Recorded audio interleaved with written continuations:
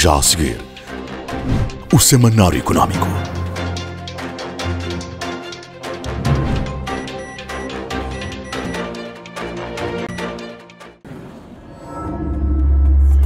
BNI, milhões de braços, uma só força.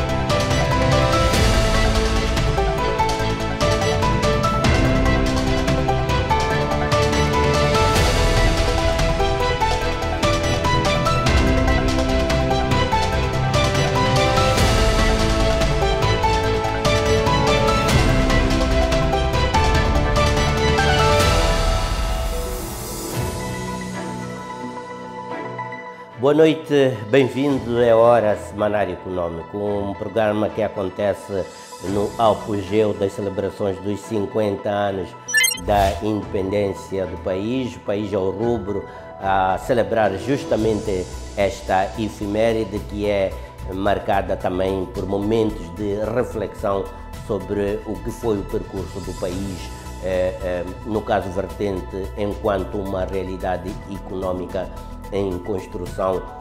Que processo experimentou o país nestes 50 anos de busca por uma melhor condição socioeconómica para os seus concidadãos. Este é o tema central do Semanário Económico da presente edição. Está conosco o economista Michael Sambo. É com ele que vamos fazer esta reflexão sobre o passado, o presente, mas sobretudo o futuro da economia de Moçambique. Que oportunidades e quais os desafios e quais as prioridades para que Moçambique possa enveredar por um processo de crescimento econômico tão sustentável quanto inclusivo e rápido. Vamos então olhar para outros temas que irão compor a presente edição do Semanário Econômico. Para efeito, chamo a sua atenção às manchetes da presente edição.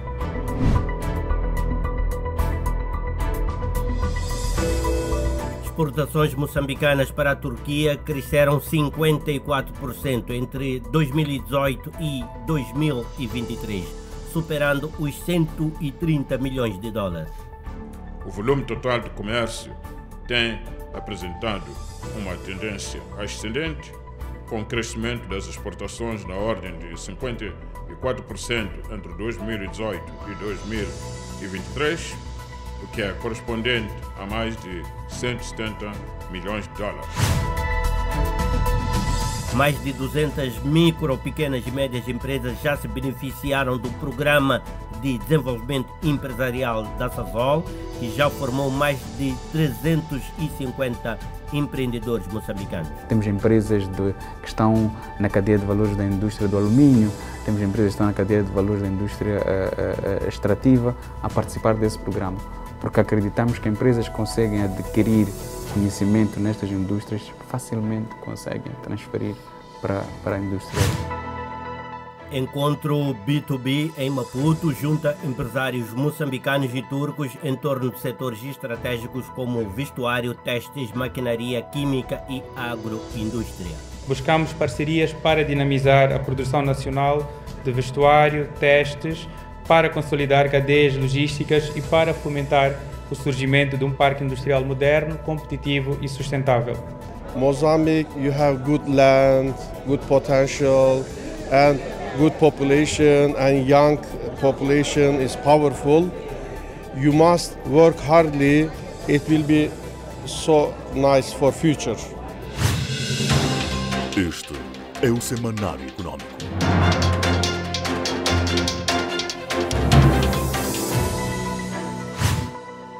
Na presente edição vamos também destacar o atual momento da crise cambial em Moçambique, um tema que já por diversas vezes afloramos aqui no Semanário Económico, mas hoje vamos abrir uma nova perspectiva na análise deste tema, explorando como é que outras realidades económicas estão a lidar com esta situação e como é que Moçambique pode enverdar por caminhos alternativos, fiáveis e tanto quanto sustentáveis e que possam realmente mitigar a atual situação de crise de divisas que se manifesta de um tempo a esta parte na realidade ou no mercado moçambicano, que tem estado a causar um conjunto de constrangimentos por várias vezes reiterado pelo setor privado, com algumas respostas quer da autoridade monetária, quer também por parte da banca comercial relativamente a esta situação candente. Convidamos para conosco aflorar esse tema o economista e especialista em ativos digitais, Musaji Kassam, porque uma parte da solução deste problema, conforme relatos de outras experiências neste contexto, apontam que os ativos digitais configuram uma saída airosa nos esforços de mitigação desta situação. Musaji Kassam já está posicionado no Semanário Econômico, que a qualquer momento vai entrar em direto no programa para então abordar esta questão aqui no Semanário Econômico.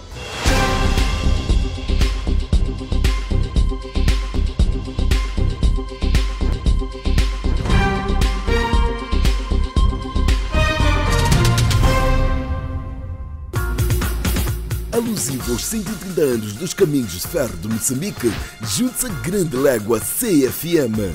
Dia 28 de junho, a partir das 7 horas, com partida e chegada na estação CFM Praça dos Trabalhadores. Venha viver uma manhã vibrante, cheia de movimento, bem-estar e alegria. Categoria geral, 7,6 km. Triciclos e cadeirantes, 5 km. Atenção, as avenidas Guerra Popular, 25 de setembro, Zedequias Manganhel e 10 de novembro poderão estar com o trânsito condicionado. Pedimos a compreensão de todos.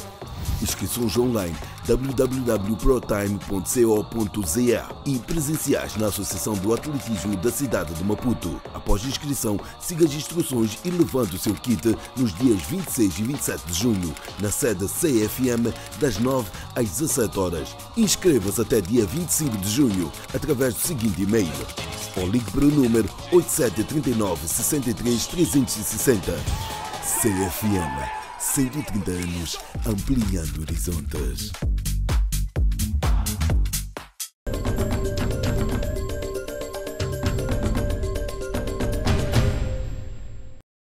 Sazol reforça compromisso com o conteúdo local. 20 micro, pequenas e médias empresas graduadas no 5º ciclo do Programa de Desenvolvimento Empresarial.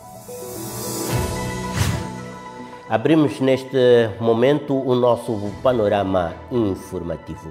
A partir deste momento vamos então percorrer algumas informações que consubstanciam o dinamismo da atualidade econômica atual de Moçambique. Começamos com informações no contexto do conteúdo local.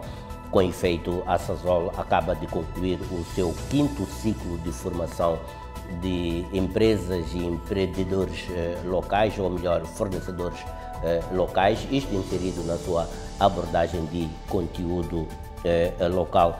Informações obtidas na ocasião indicam que foram neste momento beneficiados até esta altura por esta iniciativa da Sazol cerca de 200 micro, pequenas e médias empresas moçambicanas, envolvendo cerca de 350 empreendedores em formatos de formação ou de capacitação, tanto presenciais assim como virtuais.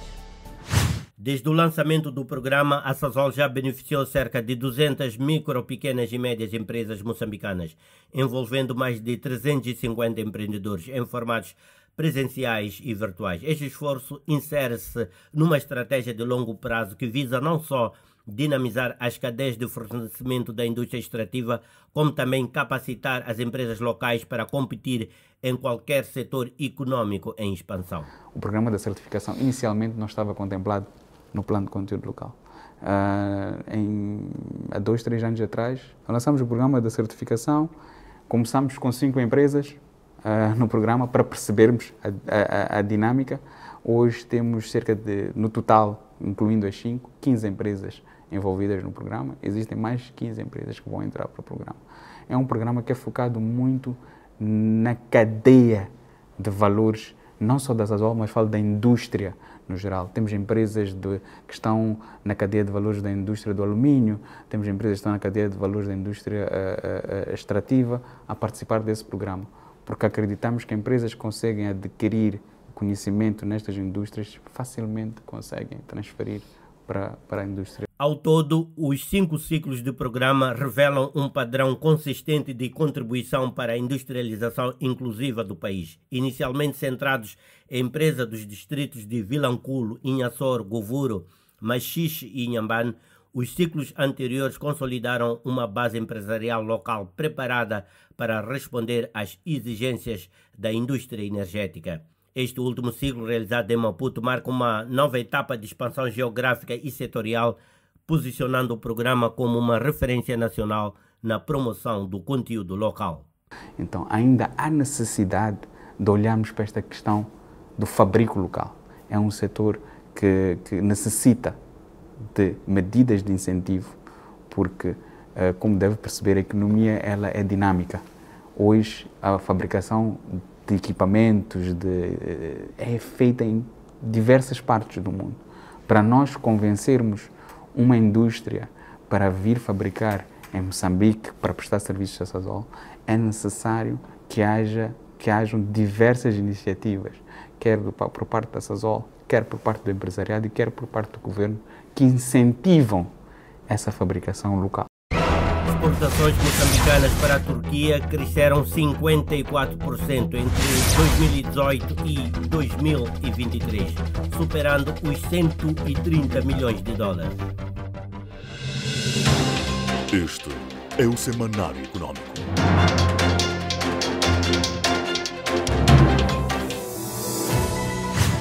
E vamos então entender melhor o tema que tivemos a oportunidade de anunciar, que tem que ver com um aspecto ou uma realidade que configura neste momento uma crise cambial, um tema candente da conjuntura econômica do país, manifesta-se fundamentalmente pela incapacidade dos agentes econômicos acederem à moeda externa, fundamentalmente o dólar, para pagamentos de importações, entre outras necessidades fundamentalmente de índole empresarial. A situação já vem se arrastando de um tempo a esta parte. O setor privado já veio a terreiro por diversas vezes queixar-se desta situação, apelando inclusive à autoridade monetária para tomar um conjunto de medidas para aliviar esta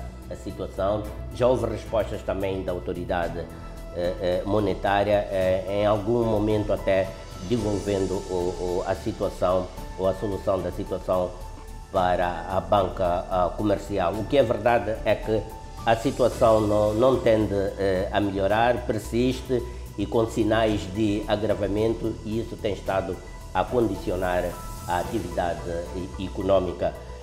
Vamos analisar este tema com o economista e especialista em ativos digitais e pagamentos internacionais, Moussaji Kassam, com quem vamos abordar de uma forma técnica também, Moussaji, estratégica, porque precisamos, obviamente, olhar para este tema dentro de uma perspectiva mais ampla, porque das pesquisas que fizemos nos apercebemos que efetivamente não é uma situação que tem estado a afetar exclusivamente Moçambique. Moçambique deve estar-se a ressentir pelas suas especificidades, mas há um amplo contexto que mexe com o dólar ou desdolarização, entre outras coisas. Eu penso que melhor do que eu irá a se referir a isso. Estava aqui apenas a contextualizar ainda mais os nossos telespectadores para que nos possam acompanhar sobre esta situação que o nosso mercado enfrenta,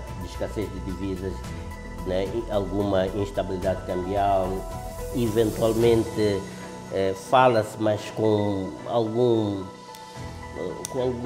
alguma reserva, a questão de fuga de capitais, não sei se isto se enquadra aqui ou não, mas vamos também explorar a viabilidade, os riscos e o potencial uso de soluções que no mercado têm estado a surgir em outros contextos, em outros mercados, que é o recurso a stablecoins para contornar esta situação.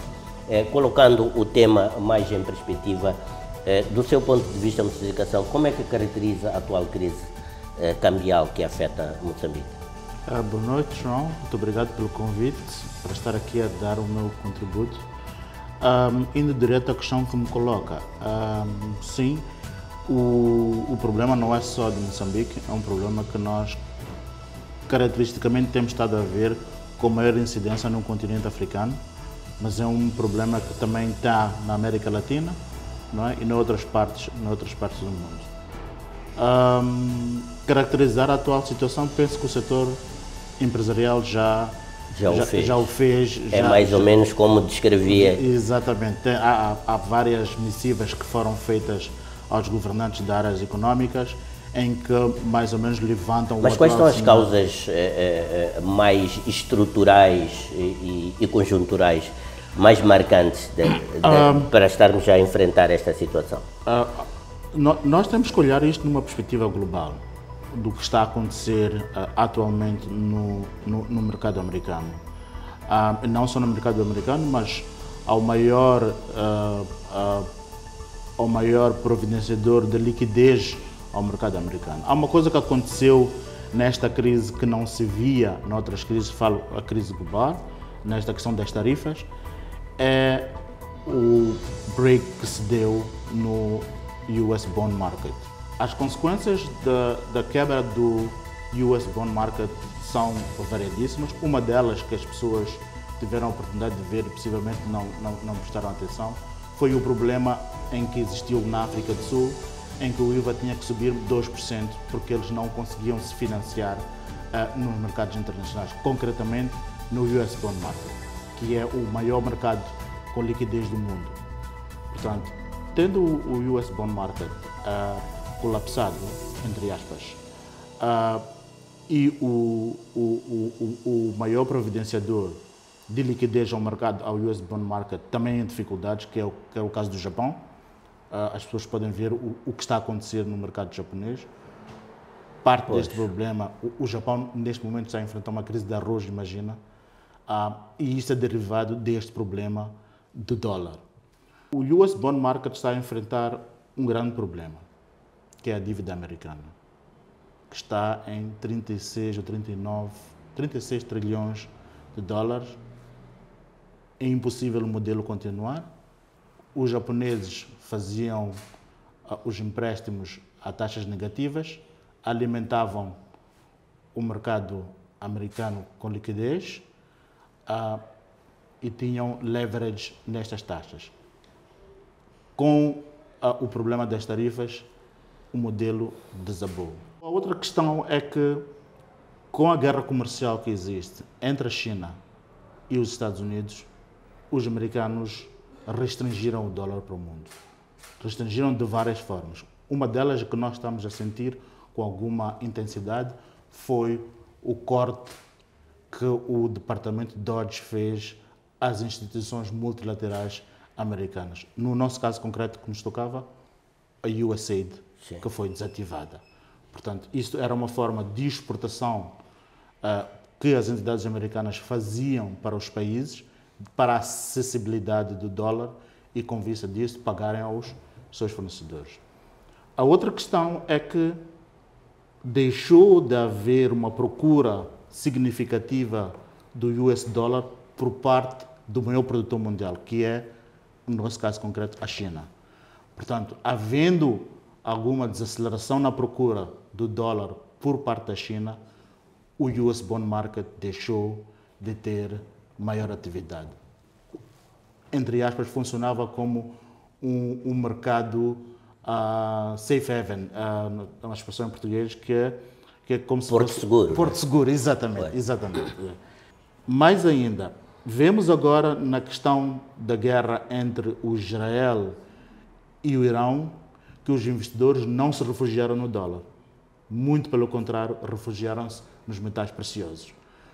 Portanto, o dólar valorizou-se. Desvalorizou-se, exatamente. O DXY, que mede o peso do dólar perante as 6 maiores moedas mundiais, tem estado em decrescência, está abaixo de um fator de 100. Portanto, isto mostra a fragilidade com que o US Bond Market está neste momento a ser enfrentado, o que leva a que as políticas monetárias americanas sejam umas políticas de restrição e o que nos afeta em grande medida.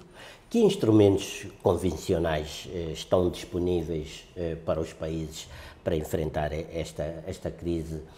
Que medidas podem ser consideradas suficientes ou eventualmente essas medidas já esgotaram a sua eficácia? Eu penso que as medidas não esgotaram. Há um leque de medidas que estão a ser implementadas com vista a dar liquidez a outros mercados, porque o US Bond Market precisa com que haja essa procura, mas agora é preciso dizer uma coisa abertamente. O modelo que nós tínhamos anteriormente, este modelo não mais vai voltar. As pessoas podem fazer pressão, podem fazer barulho. Infelizmente, é preciso que nós começamos a encarar... Estamos a entrar para um outro modelo. Outro paradigma. Exatamente, exatamente. Neste momento, que alternativas inovadoras, além de políticas monetárias tradicionais, podem ser exploradas para mitigar os efeitos desta crise de divisas e volatilidade cambial também em economias, sobretudo dependente de importações? Moçambique está entre essas economias. O que nós temos visto no mundo é um papel dos bancos centrais com vista a digitalizarem a sua moeda para dar resposta a este processo migratório que está a acontecer. No continente europeu, penso que em setembro deste ano, o Banco Central Europeu vai digitalizar e vai obrigar todo mundo a usar o digital euro. O processo na China já está muito mais que avançado. Esta semana, os americanos aprovaram a lei do dólar digital, vão fazer por uma medida de fragmentação de liquidez, eles não vão centralizar, mas vai ser uma descentralização controlada, é preciso dizer isso. Portanto, vai haver vários instrumentos, um pouco à medida daquilo que nós vimos antes de 1910, em que haviam várias entidades a emitir moedas. Um dos casos mais salientes é o dos irmãos Aspen, que compõem a atual nota de 20 pounds. Portanto, quem for à história e perceber a história dos irmãos Aspen, nós estamos muito mais à volta disso. Só com uma diferença, estamos no ambiente digital. Portanto, as respostas também hão de vir neste sentido de uma resposta digital. Qual o papel potencial desses instrumentos digitais, como os stablecoins, os CBDCs, ou plataformas de blockchain reguladas, no apoio à estabilidade macroeconómica dos países? Eu penso que neste momento são as respostas mais eficientes que existem e mais consistentes. Só para dar uma diferença, um CBDC é emitido diretamente pelo Banco Central, portanto é controlado e emitido pelo Banco Central, enquanto que uma stablecoin é por via de um provedor autorizado, mas neste caso é privado. Portanto, há uma diferença técnica entre as duas. O modelo europeu e o modelo chinês são mais por via do CBDC, para dar respostas a este problema. O modelo americano é por via de stablecoin, que é uma medida mais descentralizada. E que benefícios concretos os stablecoins podem oferecer para países como Moçambique, no atual contexto? Em que setores ou usos específicos poderiam ser implementados de uma forma mais eficaz? A primeira medida que é preciso dizer é que o SWIFT, tal qual nós conhecemos no sistema bancário, morreu há 2 dias atrás, com a aprovação do Genius Act nos Estados Unidos, que é a digitalização do dólar. E isso permite com que as transações sejam em tempo real, instantâneas. Portanto, e corta uma medida que existia, que era de bancos correspondentes, para uma transação poder chegar ao destino. Hoje, por via deste modelo que foi inventado nos Estados Unidos, as transações são instantâneas. A outra questão que que os americanos avançaram foi com uma unidade a que designaram de UBIX. O que esta unidade faz? Eu, se tenho um cheque digital, que é emitido por um Banco Nacional de Moçambique, seja qual for, passa a expressão à publicidade, BCI, Millennium, seja qual banco for, eu posso pegar este cheque e ir à Câmara de Compensação Global e descontar o cheque.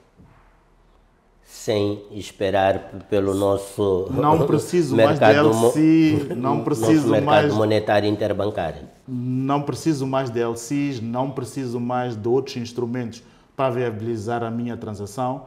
Eu pego no meu cheque que eu emiti, é um cheque digital. Pego no meu cheque, envio para a Câmara de Compensação Global, que é chamada UBIX, e esta Câmara faz chegar este pagamento ao fornecedor, de forma instantânea. A velocidade desta transação é de menos de 1 minuto. Impressionante. Existem experiências em países comparáveis onde o uso dos stablecoins foi efetivamente testado com sucesso, por exemplo, em pagamentos externos, exportações críticas ou remessas para a diáspora? Sim, um dos casos mais evidentes no uso dos stablecoins é nas remessas dos imigrantes. Portanto, o envio já era uma prática anterior com o Bitcoin, que era feito isso, mas agora com os stablecoins passou a ser muito mais intenso, porque o preço de aquisição da stablecoin comparativamente, por exemplo, ao Bitcoin, é um preço mais baixo. Portanto, independentemente do instrumento que esteja a usar, o preço também varia em função da moeda. O que é uma stablecoin? Uma stablecoin é uma representação digital de uma moeda física. Sim. Neste caso concreto, o que é mais falado é o dólar americano, que é o USDC ou USDT. Portanto, estes dois instrumentos servem, na mesma medida que nós usávamos o dólar, podemos usar estes instrumentos também para fazer os pagamentos. Existem riscos que poderíamos considerar, portanto, riscos financeiros, regulatórios ou até mesmo de soberania monetária associados à utilização dos stablecoins? Sim, existem riscos em termos de soberania monetária. É por isso que, para o uso de stablecoins, mesmo em instituições financeiras, o suporte tem que ser o Proof of Reserve, que é a garantia de liquidez do instrumento que eu estou a usar, deve ser depositada num banco central. Só o Banco Central é que permite a quantidade de stablecoins em circulação para o mercado. Como é que poderiam ser mitigados esses riscos? Como é que poderiam ser mitigados esses riscos? Por um lado, o Banco Central tem que adotar novas medidas de tecnologias, como permitir com que as pessoas possam fazer o depósito em bancos nacionais de stablecoins, que se chama Tokenized Deposit, e isso permite com que nós tenhamos uma real dimensão de que instrumentos estão a circular, digitais estão a circular no nosso próprio mercado. Isto não é novidade, isto já é feito em bancos internacionais. Um exemplo claro e concreto é o JP Morgan, que está a viabilizar uma própria stablecoin para fazer cross-border transactions. Portanto, já é uma realidade que está no mundo financeiro. Considera, no caso de Moçambique, oportuno a criação, mesmo que seja de um projeto piloto, por exemplo, para áreas específicas, em parceria, por exemplo, com as fintechs ou outras instituições multilaterais? Penso que existe um caso que o Banco Central está a fazer, uma experiência com uma universidade, penso que é o ISUTC, se não estou em erro, e que já foi criada uma stablecoin puramente moçambicana. Não sei o estágio do projeto em que se encontra, mas sei porque circulou nas redes sociais de que já existia uma stablecoin puramente moçambicana e que foi criada numa universidade. Para além das stablecoins, que outras opções estruturais podem ser consideradas para transformar o sistema cambial e financeiro moçambicano, de modo a promover maior resiliência e também esta questão da inclusão e da sustentabilidade? O tokenized deposit é a resposta mais eficiente, porque isso permite com que eu não precise de usar uma stablecoin, use essencialmente o Metical. O processo é muito simples. Eu tenho que fazer o mint do Metical que existe atualmente. O que quero dizer com isso? Eu tenho que pegar o valor que consta na conta bancária do João e que o João quer fazer pagamento a um fornecedor no estrangeiro. Eu tenho que pegar esta quantidade de Metical, transformá-lo num processo de Metical digital, convertível, e que isso me permite instantaneamente fazer o pagamento ao meu fornecedor. Portanto, é uma situação aplicável ao nosso problema atual, teria um impacto na minimização da atual crise que se enfrenta, se estivéssemos já nesse contexto. Deixa-me dizer isto, possivelmente algumas pessoas possam discordar. Eu penso que nós não temos um problema cambial, nós temos um problema de falta de tecnologia. Esta é a minha opinião. Posso, em fóruns mais apropriados, explicar o que eu quero dizer com isto. Mas pode nos dizer, mesmo que de forma sucinta, mesmo porque já não temos muito tempo, esta questão é interessante, não é propriamente uma crise cambial, é uma crise tecnológica. Exatamente, é uma crise tecnológica, não é necessariamente uma crise cambial, mas porque nós não criamos instrumentos necessários para que se possa viabilizar outros instrumentos do que o instrumento tradicional, que era por via das exportações, receber os dólares ou outras entidades que façam exportações, embaixadas, ou seja, outros organismos, faziam a exportação do dólar para Moçambique, nós pegávamos os dólares e fazíamos as nossas importações. Esse modelo está esgotado. Por muito que a gente grite, mande N missivas para os governantes, não conseguimos acompanhar o ritmo dos acontecimentos. Não é? Houve outras soluções que foram encontradas. Por exemplo, no caso dos combustíveis, o governo encontrou uma outra solução de estabilidade por 12 meses e que parece-me que está a funcionar plenamente.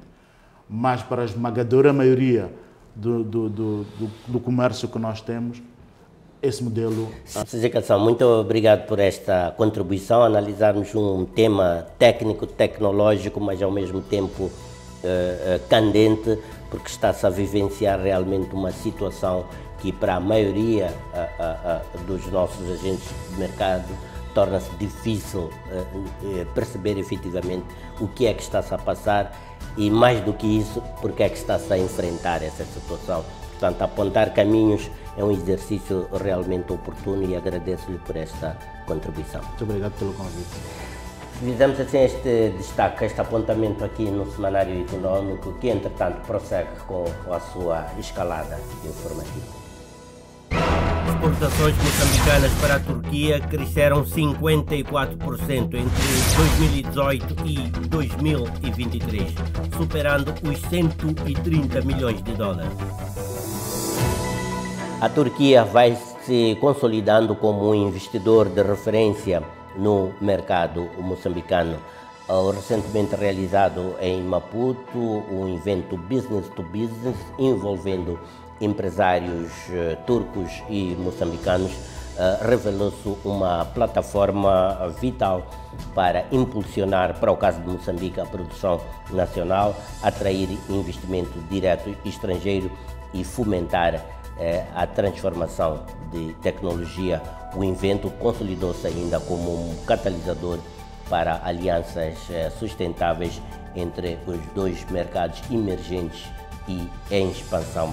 Estreitar contactos livres de burocracia e intermediários e também dinamizar as trocas comerciais acabou sendo um aspecto transversal no decurso do certame. O recente encontro empresarial bilateral entre Moçambique e Turquia, realizado em Maputo, reforçou as perspectivas de cooperação econômica entre os dois países, com foco no estímulo à industrialização através da transferência de tecnologia, instalação de parques industriais e parcerias produtivas estratégicas. A plataforma Business to Business, promovida pela Câmara de Comércio de Moçambique e pela CTA em parceria com a Assembleia dos Exportadores da Turquia, permitiu mapear interesses comuns nos setores de embalagem, maquinaria, alumínio, produtos alimentares, vestuário, têxteis, aquacultura, metalomecânica e química, entre outros. A presença hoje de empresas turcas de setores estratégicos como substâncias e produtos químicos, metais ferrosos e não ferrosos, aço e derivados, maquinaria e acessórios industriais, confeitaria, frutos secos, aquacultura e vestuário, mostra-nos o vasto leque de soluções que a indústria turca tem a oferecer. Soluções que correspondem de forma direta a muitas das necessidades atuais do tecido econômico moçambicano. Moçambique encontra-se num ponto decisivo da sua trajetória de desenvolvimento industrial. Somos um país rico em recursos naturais como minérios, gás, solos aráveis, biodiversidade marinha e florestal, mas com ainda muito por fazer em termos de transformação local, substituição de importações e agregação de valor à produção nacional. Precisamos de maquinaria, tecnologia e know-how para alavancar os setores da agroindústria, da indústria ligeira, da metalomecânica, da indústria química e de transformação de recursos minerais e pesqueiros. Buscamos parcerias para dinamizar a produção nacional de vestuário, testes, para consolidar cadeias logísticas e para fomentar o surgimento de um parque industrial moderno, competitivo e sustentável. O embaixador da Turquia em Moçambique manifestou satisfação com o progresso das relações bilaterais. As nossas relações bilaterais estão a fortalecer-se nos domínios do comércio, economia, energia e investimento. As empresas turcas continuam a apoiar a economia moçambicana com os seus investimentos. Moçambique é a pérola de África. O futuro de Moçambique é muito brilhante. Neste sentido, oferece grandes oportunidades aos investidores turcos. De acordo com a APEX, o volume de comércio entre os dois países tem crescido. As exportações moçambicanas para a Turquia subiram 54% entre 2018 e 2023, atingindo 130 milhões de dólares. A APEX faz saber que o volume de comércio entre os dois países tem crescido, defendendo que esta evolução deve ser vista como positiva, evidenciando maior inserção de Moçambique nas cadeias comerciais bilaterais. Este avanço rápido das exportações moçambicanas comparadas com as importações não é um elemento negativo, mas sim positivo. Estamos a equilibrar a balança. Do lado moçambicano, os empresários destacaram a necessidade de utilizar esta cooperação para dinamizar a produção nacional, substituindo importações e fomentando cadeias de valores internas com base em matérias-primas locais. Posso dizer que, estreitando esta parceria, haverá mais produção e produtividade a nível local. Teremos mais trabalho para os nossos agricultores e para nós, exportadores. Portanto, a economia só sai a ganhar. Agora é a hora de caminharmos, alavancarmos essa economia através dessas parcerias que nós estamos aqui a criar. Isso vai trazer um resultado positivo na economia moçambicana. E se bem que todos estão aqui, se tivermos um número de mais ou menos 30%, 20% disso, eu acho que em algum momento vai dar alguma satisfação e vai responder à demanda necessitada na economia nesse exato momento. São muitas oportunidades aqui e como nós estamos na indústria de empacotamento de plástico, então nós também podemos exportar com essas oportunidades, mandamos vir a matéria-prima ou mesmo produtos finais da Turquia e podemos ver se há vantagens no preço e se permite, podemos fazer um negócio com empresas da Turquia também. Até podemos ampliar a nossa operação aqui em Moçambique e ainda podemos empregar mais pessoas aqui, e no sentido de trazer a tecnologia e avançamos mais mesmo no fornecimento de produtos de qualidade. A CTA comprometeu-se em facilitar parcerias, fornecer informação de mercado e promover o diálogo entre os setores público e privado, enquanto a APEX reafirmou a aposta do governo na criação de um ambiente propício ao investimento estruturado. Concluímos o nosso panorama informativo aqui no Semanário Econômico.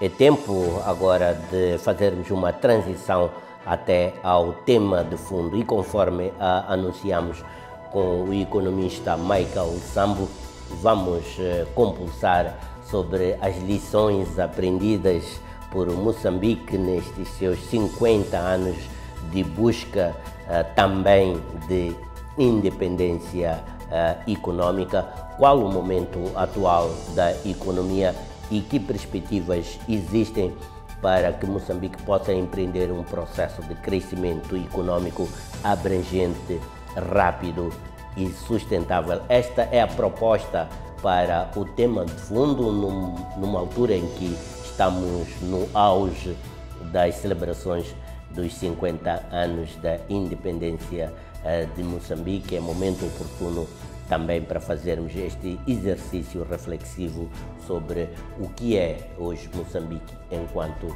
realidade econômica e o que pode o país acalentar com alguma justiça o seu futuro econômico no médio e longo prazo. Um futuro econômico que se refira, aliás, que se pretende que seja risonho, próspero e tanto quanto possível abrangente para todos os moçambicanos, para o gáudio de todos os moçambicanos.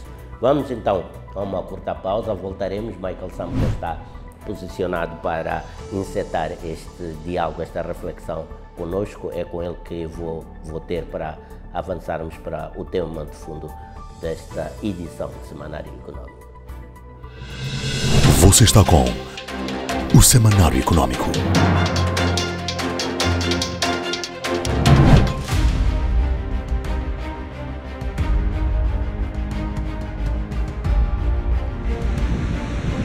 O que é orgulho? Orgulho é nascer no mesmo ano em que uma grande nação se ergue, fruto de um processo que abriu caminhos para a soberania e o desenvolvimento do país e da região. Pode ser também a capacidade de superar adversidades e seguir em frente. O maior de todos é de ser moçambicano, crescer e compartilhar os frutos disso com toda a nação. Orgulho é transformar vidas e ser um dos maiores pilares para o crescimento da economia nacional. Unir nações, fortalecer a integração regional, levando energia para o desenvolvimento nacional e para países vizinhos e garantindo um futuro sustentável. Orgulho é celebrar 50 anos de uma empresa estratégica e estruturante para o desenvolvimento de Moçambique e estabilidade energética nacional e da África Austral.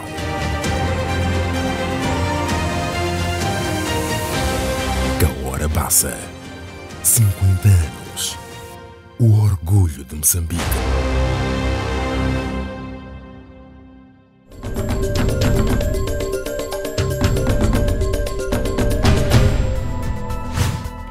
Moçambique, 50 anos depois, o desafio de transformar o potencial em progresso. É desta forma que o Semanário Econômico se propõe a refletir sobre esta efeméride dos 50 anos da independência de Moçambique, uma efeméride celebrada do Rovuma ao Maputo com as devidas formalidades e também a devida pomposidade, mesmo porque se justifica, acredito eu, mas neste espaço vamos tentar refletir sobre o passado, o presente e as perspectivas econômicas de Moçambique 50 anos depois.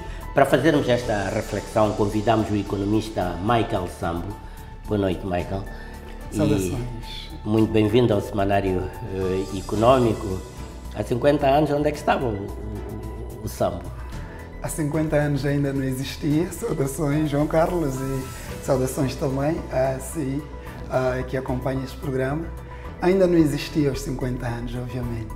Estava quase para existir. Pois, então vai ter que refletir sobre algo com o qual se debruçou a partir de uma certa altura, mesmo porque é sabido que no seu percurso académico e científico se confrontou com esta realidade que é Moçambique como uma realidade econômica.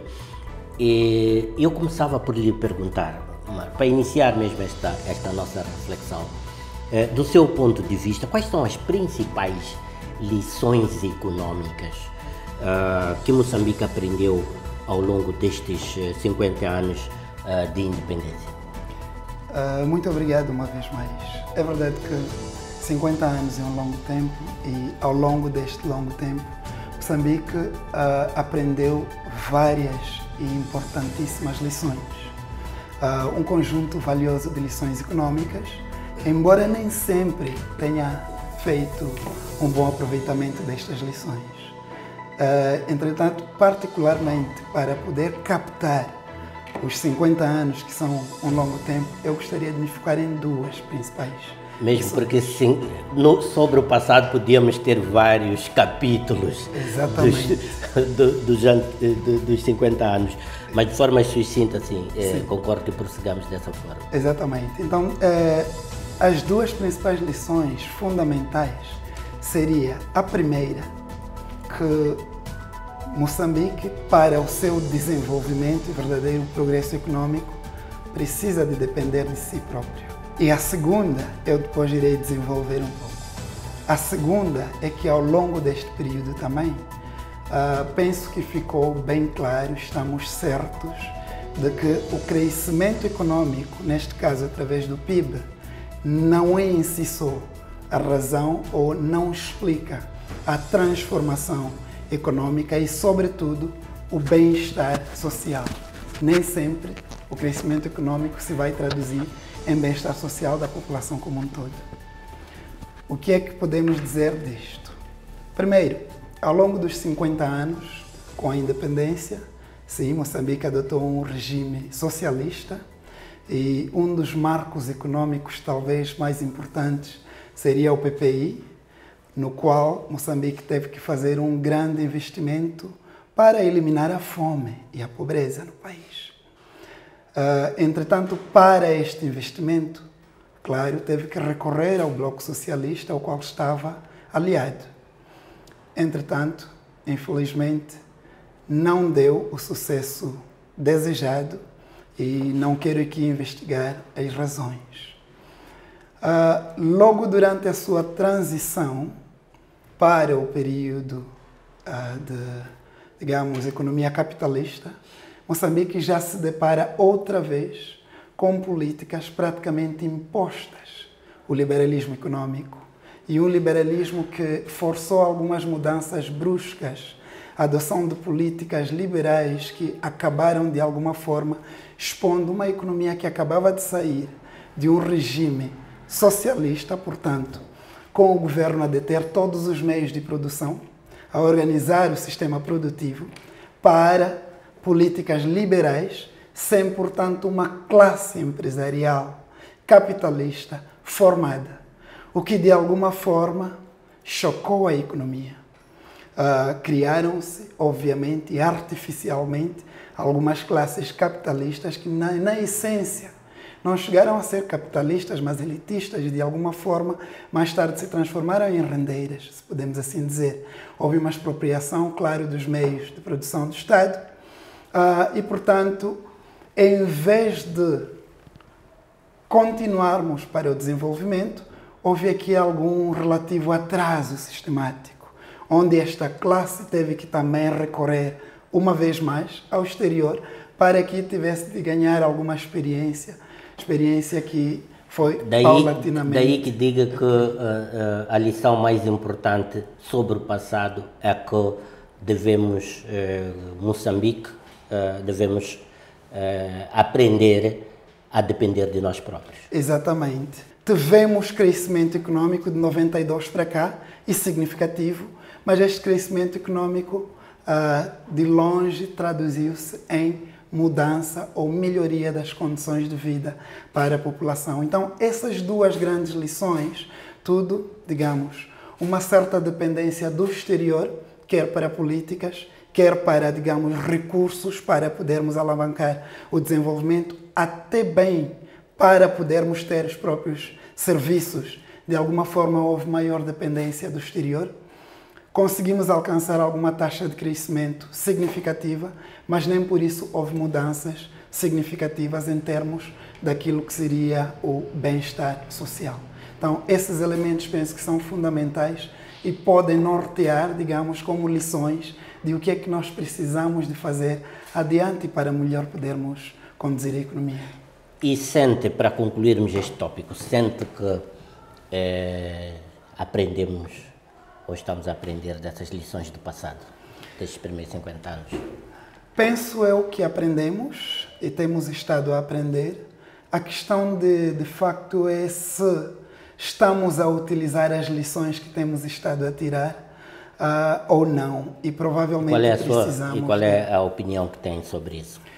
Há uma tendência, digamos, de se querer aplicar estas lições, mas ainda estamos um pouco aquém de começarmos a implementar. O que está a limitar essa implementação? O que está a limitar é que precisamos de medidas um pouco mais arrojadas, precisamos também de fazer grandes reformas ao nível do Estado, ao nível da implementação das políticas, de formas a efetivamente podermos aplicar estas mudanças. Por um lado, temos cada vez mais a parceria público-privada sendo incentivada. Por quê? Porque, em parte, decorrente desta falha de uma transição brusca e, portanto, que não funcionou, sente-se que há necessidade de trazer o Estado de volta na ação. Mas este trazer o Estado de volta na ação com empresários nem sempre capacitados para a área empresarial em questão, o que acontece é que continuamos praticamente arrastando alguns problemas do passado.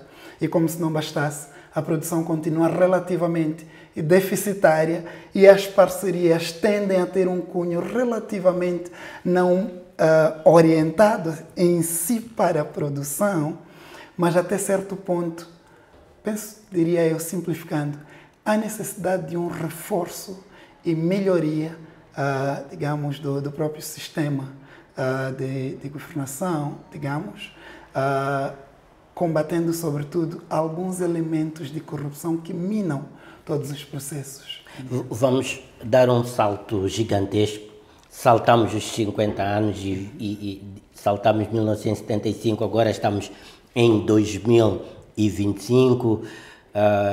Por metáfora com o ser humano, 50 anos já é uma coisa, é uma pessoa consolidada, portanto, com muito dono de si próprio.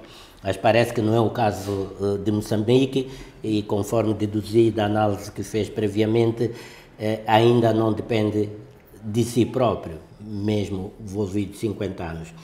A questão que lanço nesta altura vai lhe desafiar a fazer uma caracterização atual da conjuntura económica do país. Quais os principais desafios estruturais que Michael Sambo identifica hoje, 2025, para Moçambique, e por que é que esses desafios estruturais persistem? Envolvidos 50 anos, é verdade que a conjuntura económica atual em Moçambique é caracterizada, digamos, por um processo de transição, mas relativamente complexa. Temos sinais de estabilidade parcial, mas ainda é marcado por sérios constrangimentos estruturais. O país enfrenta, digamos, uma combinação de desafios internos e externos que limitam o seu potencial de crescimento inclusivo. Aqui existem vários desafios que podem ser elencados. Entre eles temos o crescimento desigual. A desigualdade em Moçambique continua, digamos, crescente, e isto, em parte, é movida por este passado que levou, digamos, a um crescimento com uma base afunilada, digamos, uma classe de trabalhadores ou a reprodução de um modelo de trabalho um pouco herdado do colonialismo, digamos assim, em que os trabalhadores eram pagos abaixo daquilo que seria a sua produtividade média e, portanto, tinham que ser forçados a ter outras fontes de poderem subsistir. Até então, no colonialismo, tratava-se da agricultura de subsistência. Mas nos nossos dias, na economia capitalista, com praticamente todo o tempo delegado para o trabalho, há relativa maior dificuldade. Então, temos desafios ao nível do trabalho, desafios ao nível, digamos, da economia de forma geral, a dependência externa. Vamos falar da questão da dívida externa, que é cada vez mais crescente com a dependência econômica do Estado. Por um lado, a dependência da ajuda externa, por outro lado, a dívida para o próprio funcionamento do Estado, por outro lado, ainda a dependência externa para a produção. Falo do investimento direto estrangeiro, que por sua vez caracteriza-se em Moçambique por ser praticamente focado na indústria extrativa. Portanto, é isto que torna a base produtiva econômica de Moçambique bastante afunilada, com uma dependência no setor extrativo. Estamos a falar do setor energético, estamos a falar também do setor mineral e, bem assim, podemos estender para a agricultura. Agricultura, digamos, que não de subsistência, mas vamos falar das culturas de rendimento, entre outras, tudo orientado para as exportações. E, de alguma forma, há uma tendência destes grandes investimentos serem capital intensivo e, portanto, com baixo nível de empregabilidade. Então, estes são alguns dos desafios estruturais e não param por ali. É preciso reparar também para a infraestrutura. A infraestrutura, desde as vias de acesso, que iriam facilitar a criação de uma certa dinâmica de mercado ao nível interno, mas também podemos olhar para a questão das infraestruturas como as infraestruturas produtivas. Houve um processo de desindustrialização ao longo desse tempo e atualmente a indústria está bastante fraca. O tecido econômico industrial é bastante fraco e há necessidade, obviamente, de revitalizar a indústria ao nível nacional, mesmo para poder produzir-se de formas a poder sustentar a própria economia e não apenas orientar-se para as exportações. Baixar aquilo que seriam os custos de reprodução da mão de obra, de formas a que esta se tornasse mais produtiva, mais concentrada naquilo que é a própria produção e produtividade. Isto se expande não apenas a esses níveis, mas até ao nível educacional. Porque se nós repararmos para a nossa educação, praticamente é uma educação, sim, tem tido algum avanço, mas talvez ela não responde àquilo que é a dinâmica produtiva. E é preciso que se foque mais numa educação técnica que produza aqueles que são os skills e competências numa perspectiva mais de orientar para a produção que é necessária para o país e a empregabilidade interna. Vamos dar um salto à frente. Michael Sambo, que setores e estratégias devem liderar a transformação econômica em Moçambique nas próximas décadas? É um pouco dinâmico porque trata-se de uma combinação dos diversos setores. Se notar, o que estava aqui a mencionar é que existe uma necessidade, digamos, de interligação entre os vários setores. Já se referiu à agricultura, à indústria e às infraestruturas. Exatamente. Retive essas três. Então, essas três são fundamentais, de forma devidamente articuladas, e para isso precisamos de políticas industriais que sejam capazes de articular devidamente estas dinâmicas. Mas não só. Existe ainda, digamos, a indústria extrativa que, através de uma política consentânea para a captação dos recursos desta indústria, podem potenciar todo este outro elemento. A produção de energia. Moçambique já foi líder através da Cahora Bassa e pode, através de energias limpas, desde o gás, a energia solar, entre outros, pode ser, digamos, um player importante na região e no mundo. E é importante para isso que também as políticas industriais possam definir estes elementos. Então, é uma questão mais de articulação. Existem outros elementos fundamentais, é o caso do turismo. O potencial que Moçambique tem para o turismo é bastante elevado e ele pode necessariamente intervir. Para isso, é tudo dependente de estratégia. No ano passado, quando nós fizemos uma reflexão numa antecâmara dos 50 anos, tive a oportunidade de interpelar alguns ilustres economistas, seus colegas, e houve uma questão transversal que foi colocada e que me recordo a propósito do que acabou de se referir agora. É que temos o problema de fazer escolhas, definirmos prioridades. Michael Samos esteve a referir aqui dos setores estruturais. Será que nós estamos com estas escolhas todas a abraçar tudo e a apertar pouco? Talvez estejamos a abraçar tudo e a apertar pouco, mas é apenas uma questão de uma política clara. Não é possível dizer que vamos deixar alguns elementos de fora e somente nos concentrarmos em alguns. Então não há escolhas a fazer, vamos com tudo? Há escolhas a fazer. Mas essas escolhas é uma questão mais de articulação política para que possamos tirar melhor proveito. Como é que nós podemos, ou o que é que efetivamente é necessário fazer? Alguns elementos, reparando uma vez mais para as dinâmicas do investimento direto estrangeiro, que têm um potencial enorme, já estão a acontecer. Queiramos sim ou não, já estão lá. Mas eles têm uma capacidade, uma potência de dinamizar todos os outros setores. E a questão é, o que é que nós fazemos e como nós articulamos a economia de formas a potenciar estes outros setores? Porque não devemos depender de um único, exclusivo. Aliás, grandes exemplos existem. Nós falamos da doença holandesa, por exemplo, por causa da descoberta de jazigos naturais, gás, sobretudo, que é o que agora em Moçambique nós temos e temos em grande escala. Mas, se nós tivermos as políticas acertadas, poderemos captar, e isto é fundamental, a renegociação dos contratos outrora feitos e uma boa negociação dos contratos que já estão sendo firmados para que haja captação e retenção dos recursos de forma a potenciar os outros setores da economia que são fundamentais para o desenvolvimento econômico. Este termo diversificação econômica diz-lhe alguma coisa no contexto do que estávamos aqui a falar? Diz algo e é fundamental. E nas políticas econômicas, elas têm que estar orientadas exatamente para esta diversificação. Por que diversificar? Fazendo a retenção dos recursos é possível redistribuir. E redistribuir, em parte, algumas políticas já têm sido tomadas.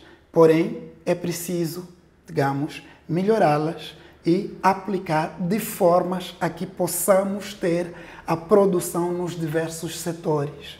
Um desenvolvimento da indústria, mas uma indústria diversificada. Quer da produção alimentar, primeiro porque isto vai reduzir os custos de reprodução da mão de obra, o que significa reduzir o custo de vida, de forma geral. A indústria de construção civil, mesmo também com o mesmo impacto e, sobretudo, tendo uma economia crescente como a nossa, é preciso dinamizar esta indústria. E várias outras, inclusive a orientada para as exportações. Neste exercício de olhar para o futuro, se quisermos os próximos 50 anos, que reformas considera inadiáveis para impulsionar um crescimento econômico sustentável, também os aspectos que hoje fazem parte da narrativa desenvolvimentista, que é os aspectos da inclusão social e também da competitividade da economia? Perfeito. As reformas que penso que são inadiáveis, primeiro, eu diria, são várias, mas podemos focar em algumas. Uma delas é, digamos, a reforma da governação. Fortalecer as instituições, portanto. combate à corrupção, aumentar a transparência, prover, digamos, a responsabilização, são fundamentais para criar, digamos, um ambiente de negócios que seja mais favorável ao desenvolvimento do capital ao nível nacional e, portanto, também às oportunidades de emprego. A reforma do setor financeiro, expandir o acesso dos serviços financeiros, especialmente, digamos, acesso ao financiamento para a agricultura, mas não apenas isso. Jovens empreendedores, há cada vez mais, as pequenas e médias empresas, de uma forma que possam potenciar a economia, quer seja através de microcréditos, mas os microcréditos nós sabemos que têm custos muito elevados, ou, sobretudo, formas ou sistemas de financiamento que sejam menos onerosos, portanto, e também que possam garantir a sua sustentabilidade. Temos a reforma no setor educacional, como já mencionava, a necessidade de termos uma educação orientada, digamos, para aumentar a relevância das habilidades necessárias para o mercado, para o trabalho, de formas a se promover a formação profissional e a requalificação para um crescimento que envolva os moçambicanos, em particular. Reforma do setor agrário. É preciso modernizar a agricultura. É preciso investir em sistemas de irrigação. Por exemplo, é preciso deixarmos de depender exclusivamente das intempéries da natureza, particularmente pelas vulnerabilidades às mudanças climáticas, que já se têm estado a demonstrar. Então, este é um outro elemento que é importante para um desenvolvimento cada vez mais substancial. Podemos falar também, digamos, de forma mais geral, a reforma na administração pública, simplificando os processos burocráticos, reduzir a burocracia, sobretudo para melhorar a eficiência na administração pública, potenciar a ação do setor privado, reduzindo cada vez mais os custos de transação e melhorando o ambiente de negócios. Mesmo a concluir, Michael Sam, qual é a sua visão de futuro? Aqui um exercício mais de futurologia para Moçambique, enquanto geografia econômica para os próximos, vamos lá, 50 anos também. Obrigado. Para terminar, digamos que há uma geração que precisa de uma nova visão do país. Um país produtivo, digamos, justo, e a implementação de uma política industrial robusta é crucial para o desenvolvimento econômico de Moçambique, diversificando, digamos, a base produtiva, promovendo a industrialização, nesse caso, a autonomia da economia, como falei logo no início, sair da dependência para uma maior autonomia, promovendo assim um crescimento inclusivo e dinâmico. É necessário desenvolver, portanto, uma perspectiva de cooperação regional e internacional, sobretudo na dinâmica da cooperação internacional, quer da SADC, quer da África, com agora a integração ao nível da África, com a zona de livre comércio continental africana.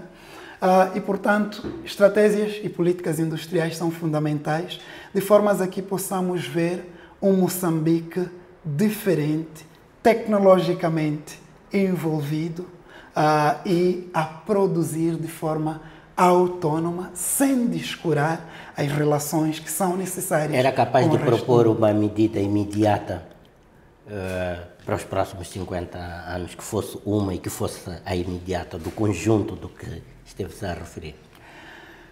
Propor uma medida imediata eu iria simplificar em política econômica industrial.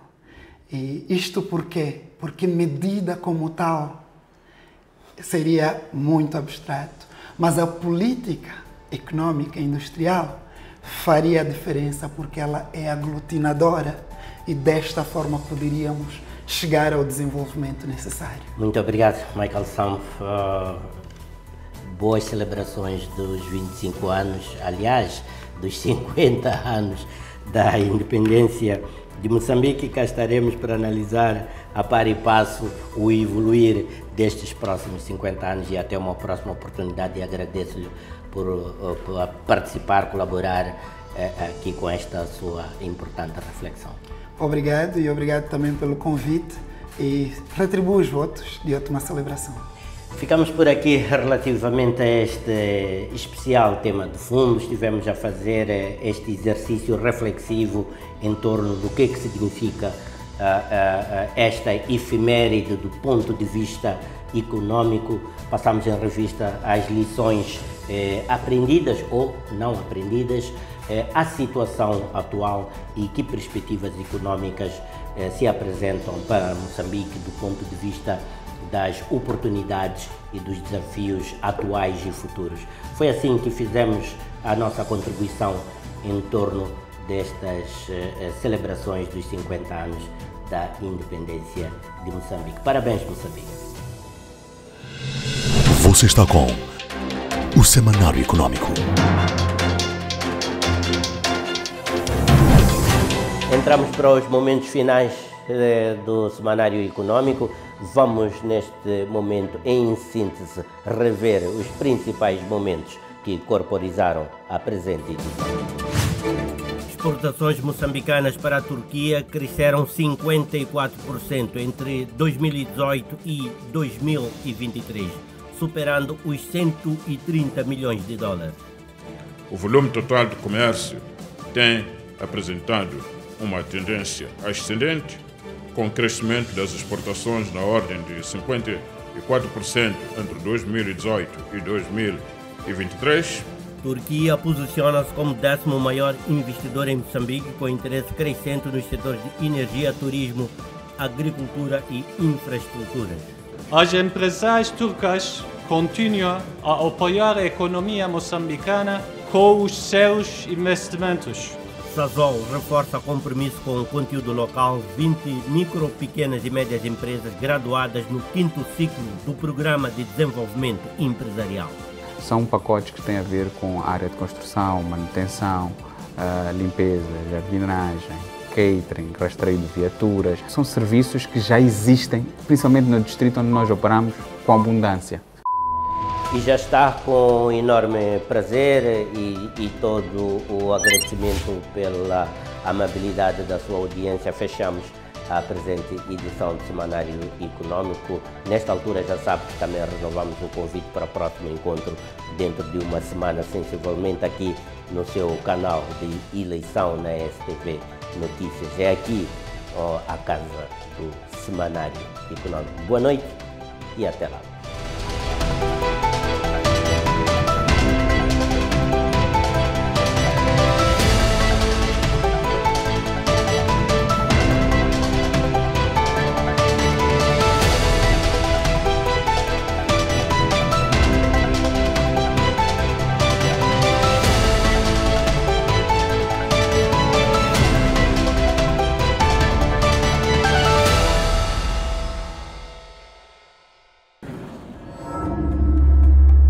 PNI, milhões de braços, uma só força.